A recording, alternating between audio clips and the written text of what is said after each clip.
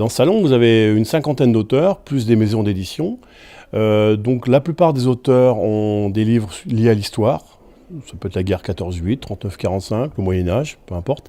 Et puis d'autres sont des auteurs locaux qui viennent depuis une dizaine d'années ou des nouveaux cette année. L'objectif, c'est de mettre en évidence la culture, de favoriser la lecture pour tous les habitants du territoire de la baie du Cotentin, parce que c'est une initiative intercommunale, et donc permettre à des enfants, à des jeunes de connaître l'histoire et de s'approprier le livre, de rencontrer des auteurs, dédicacer, discuter avec eux. Il a de particulier que c'est la première manifestation culturelle chaque année de l'anniversaire du débarquement, qui est le 6 juin.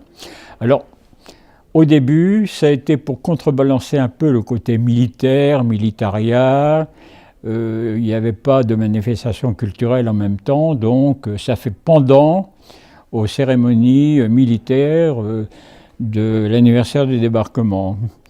C'est pour ça que ça s'appelle Histoire et Mémoire, l'histoire du débarquement. Puis les mémoires, c'est pour ça que les auteurs qui sont là ont écrit des romans, des biographies, des livres pas mal sur la guerre aussi. Donc c'est un salon un peu spécial. Je viens de Bruxelles, Belgique. C'est la première fois que je viens au Salon du Livre et il se fait qu'en regardant Internet, on a vu qu'aujourd'hui et demain, il y avait le Salon du Livre à Sainte-Mère.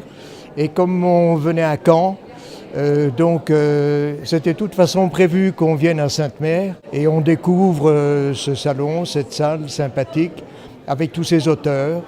Et on a déjà acheté 2 livres à des écrivains que nous connaissons de nom ou avoir lu un livre ou l'autre. C'est un des lieux emblématiques du Cotentin. C'est une ambiance un petit peu particulière dans la mesure où effectivement tout ce qui concerne la période du débarquement est prégnante. Il y a toujours une exposition de photos de vétérans. C'est un des salons où on rencontre beaucoup d'auteurs qui ont travaillé, d'historiens qui ont travaillé sur cette période-là. J'ai voulu rendre hommage aux vétérans parce que depuis 2004, quand je les rencontre, je les prends en photo et je consigne leur signature et j'essaye d'avoir quelques informations sur l'endroit où ils sont débarqués. Donc j'ai à peu près aujourd'hui 800 signatures. Là vous avez 27 portraits.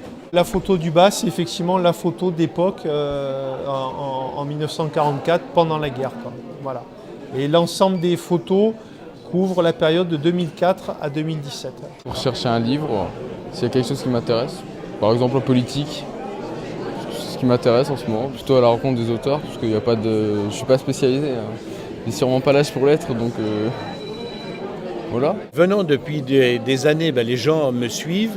Bon, j'ai à la fois des enfants, parce que j'ai une série de livres pour les ados sur le thème des grands sites de la bataille de Normandie, mais aussi j'ai les parents qui veulent savoir si la suite de tel ou tel livre est là. Nous venons de l'Eure-et-Loir. Je suis passionné par l'histoire de la Seconde Guerre mondiale et surtout par toutes les histoires locales qui ont pu se dérouler durant ces événements. J'ai eu la chance de tomber sur un auteur formidable qui relate justement ces faits.